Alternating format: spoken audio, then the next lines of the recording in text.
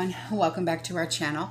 If you're new here, please subscribe. I'd really love that. If you're returning, how you doing? Grab your coffee, maybe juice, water. Stay hydrated, my friends. So listen,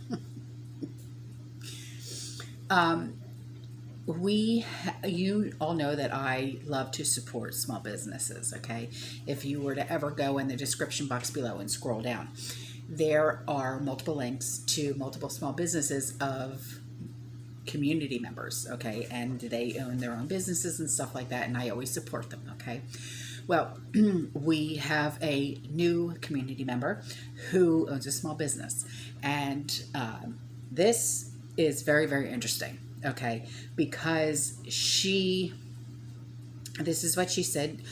We sell organic, non-GMO medicinal seeds so people can grow their own medicine, which will be important if we don't have access to anything else. So, you know how a lot of us, we grow, things in our gardens and things like that. Okay, well, she has these amazing seeds, and I can't wait to get some. I really can't. And she said, we sell immune-boosting medicinal seeds like echinacea, astragalus, and stinging nettle. We sell calming medicinal seeds like valerian root. I'm actually dehydrating valerian root right now. Ashwagandha, ashwagandha, I take that every night, yeah. Chamomile, lemon balm, I'm growing lemon balm right now, and holy basil. We sell medicinal seeds to help when you are sick, like mullein, M-U-L-L-E-I-N, marshmallow, and artemisia, which several countries use to successfully treat the Rona. And it is great to be able to pick your own medicine in your backyard and make yourself a healing tea or a tincture when needed. And medicinal seeds would be a great addition to anyone's long-term storage supplies, and you're absolutely correct. So her link is now in the description box below, okay? It's willowridgegardenetsetsy.com, and I would love to get some seeds, so I'm going to be going to her Etsy store soon. Right, Stormy Bug? Let's see if we can get you some catnip. So, all right. A community member has a question for you, and he wanted me to share this question with you. He said, what did the EU use for energy before coal and wood, gas, oil, and electricity? Yeah. So, on to this. This is from my favorite gal pal in the UK. I love her. I hope we get to meet one day. I really do.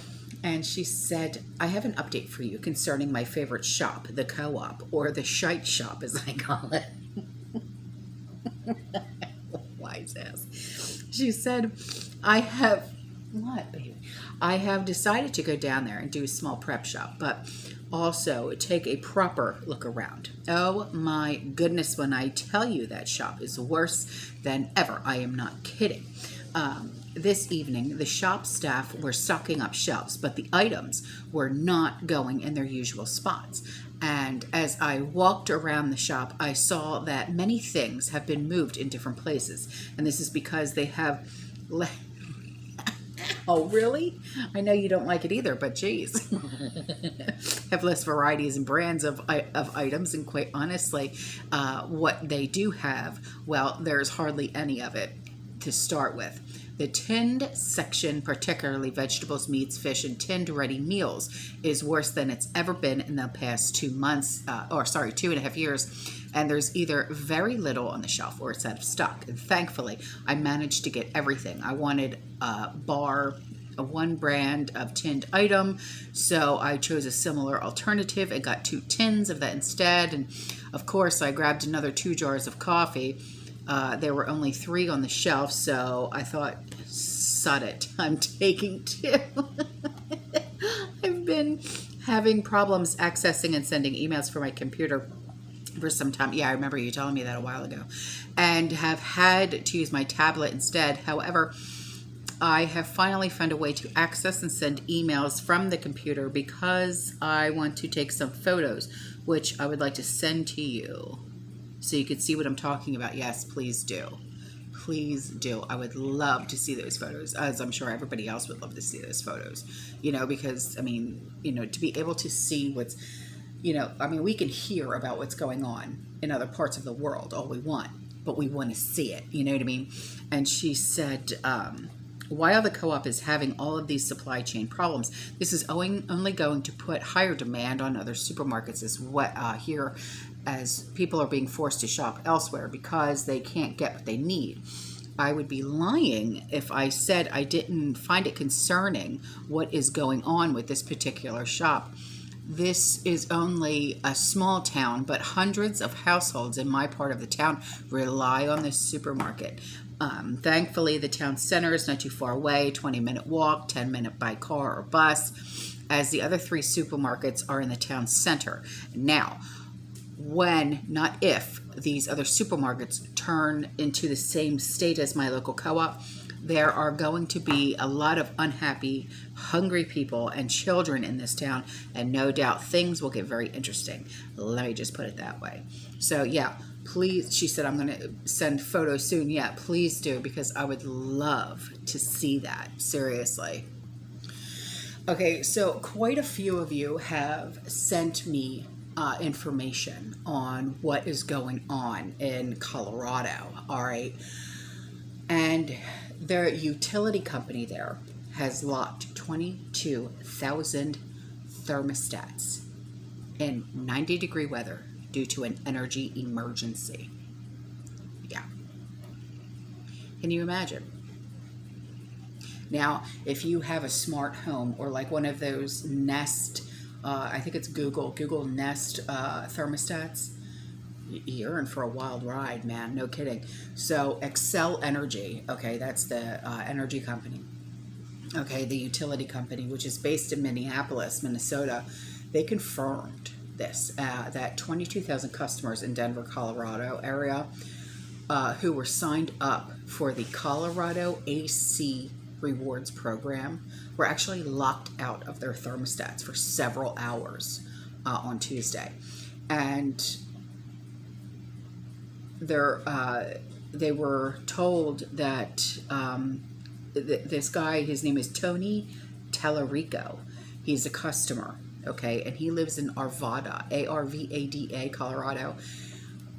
He said that he attempted to turn up the AC as temperatures creeped into the 90s on Tuesday, but was greeted with a message from the thermostat declaring an energy emergency and was prevented from turning the dial.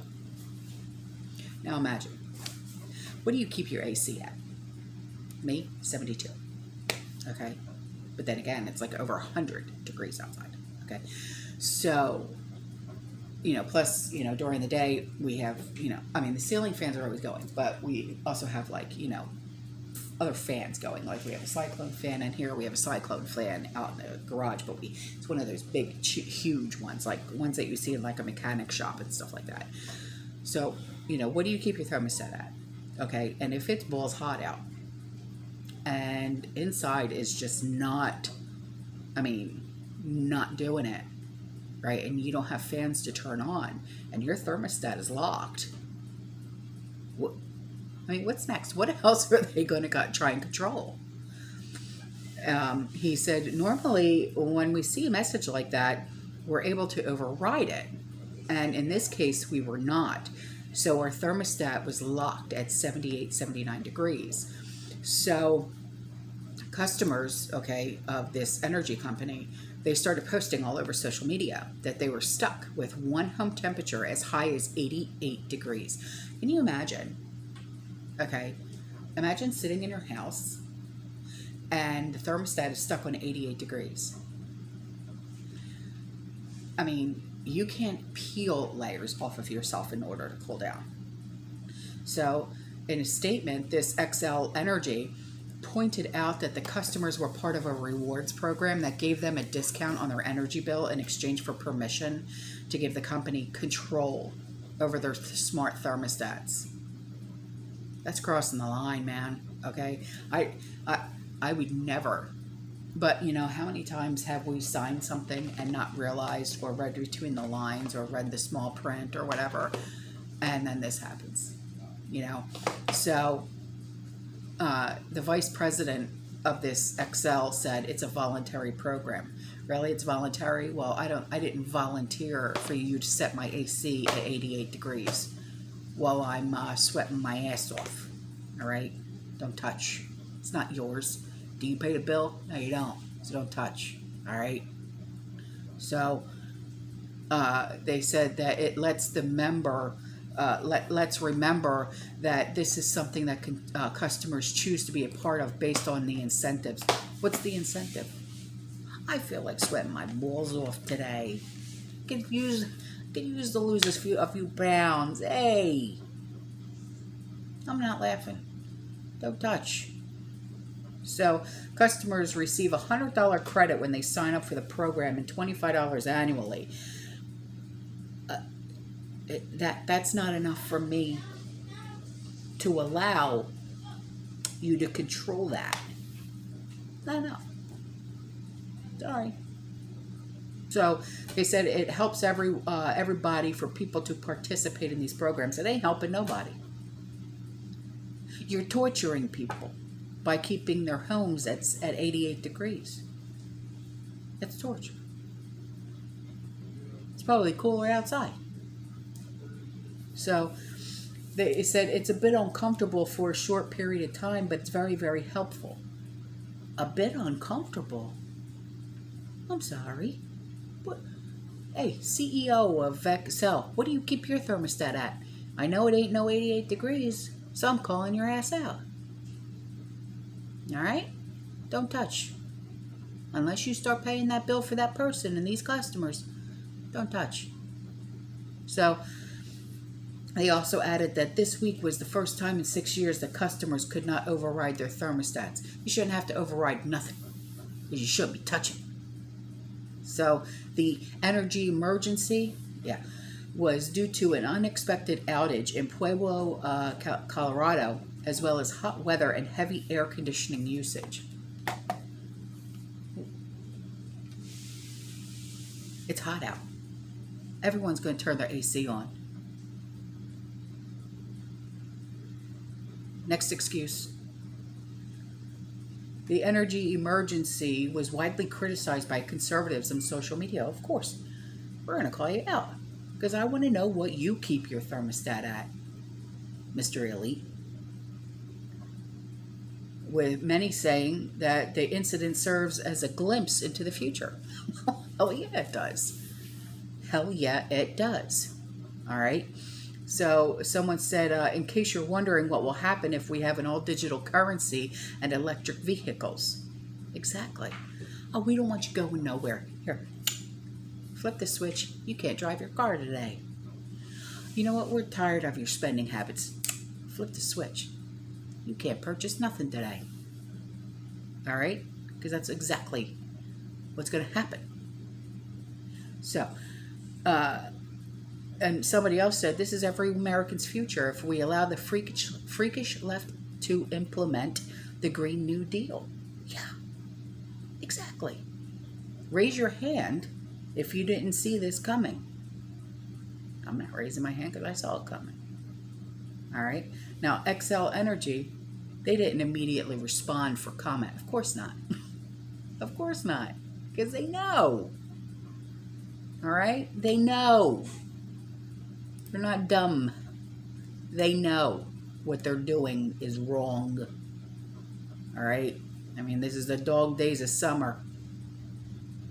It's hot. Don't touch. It's important to a lot of us to keep our homes cool for health reasons, man. Okay? It's just, when it's 90 plus degrees out, and then you got the humidity and the feel like temperature is over 100, come on. There's no excuse for this. None. None whatsoever. Okay? So, I'm just sitting here. All right? Sitting here. And I'm trying to understand What would make something big tech do this? Okay, government, big tech. All right, because, you know, this is what they want. They're pushing it, right? Because the government, they shut down access to home thermostats in order to save on energy during a heat wave. It's for your own good, they said. I call bullshit, I said. I mean, seriously, what's next? What's next? What's next? I mean, that's the only thing I can ask myself is, what's next? You got 22,000 people. Some of them, I'm sure, were elderly. Some of them, I'm sure, had little children. You're going to let little children and the elderly suffer because of an energy crisis? I'm sorry, but I'm not buying it. All right, guys, I'm out of here. I love you. I'll see you in the next one. You stay safe, you stay positive, you keep prepping. And as always,